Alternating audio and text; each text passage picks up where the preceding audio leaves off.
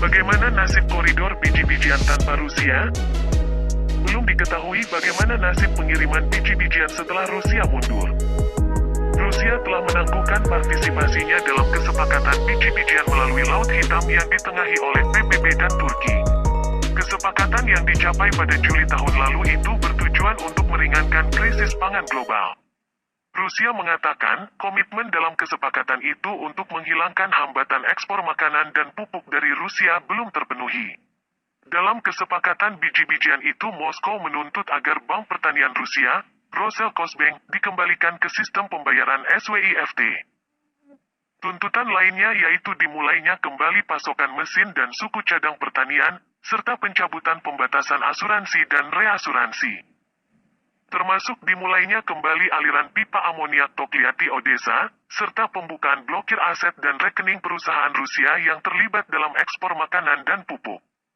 Kesepakatan ini berakhir pada Senin, tanggal 17 Juli tahun 2023. Belum diketahui bagaimana nasib pengiriman biji-bijian setelah Rusia mundur. Premi asuransi risiko perang tambahan, yang dibebankan saat memasuki wilayah Laut Hitam, akan naik dan pemilik kapal terbukti enggan mengizinkan kapal mereka memasuki zona perang tanpa persetujuan Rusia.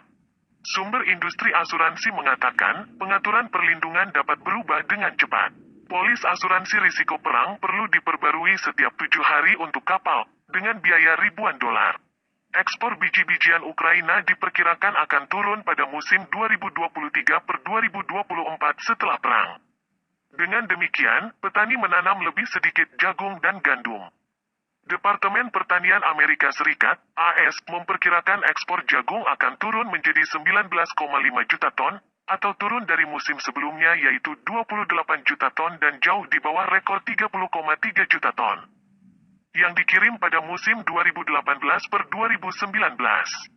Sementara ekspor gandum diperkirakan turun menjadi 10,5 juta ton, atau turun dari musim sebelumnya yaitu 16,8 juta ton dan jauh di bawah puncak pengiriman sebesar 21 juta ton pada 2019-2020. Yang mewakili 11% perdagangan dunia.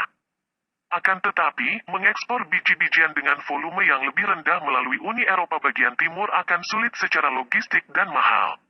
Terutama untuk tanaman yang ditanam di wilayah timur Ukraina, yang menghadapi perjalanan panjang dan sulit untuk mencapai perbatasan. Apakah Ukraina dapat mengekspor melalui Uni Eropa? Ukraina telah mengekspor biji-bijian dalam jumlah besar melalui negara-negara Uni Eropa Timur sejak konflik dimulai. Namun, ada banyak tantangan logistik termasuk alat pengukur rel yang berbeda. Masalah lain adalah aliran biji-bijian Ukraina melalui Uni Eropa Timur telah menyebabkan keresahan di antara para petani di wilayah tersebut. Para petani telah mengurangi pasokan lokal dan dibeli oleh pabrik, sehingga membuat mereka tidak memiliki pasar untuk hasil panen mereka.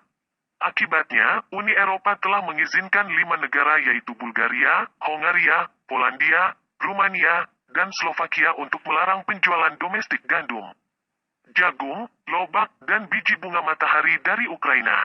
Sementara Uni Eropa mengizinkan transit biji-bijian dari Ukraina untuk diekspor ke tempat lain.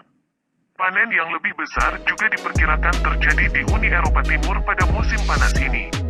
Pelabuhan utama seperti Konstanta di Rumania diperkirakan akan kesulitan menangani volume biji-bijian yang mungkin akan diterima, sehingga menyebabkan kemacetan dan penundaan pengiriman.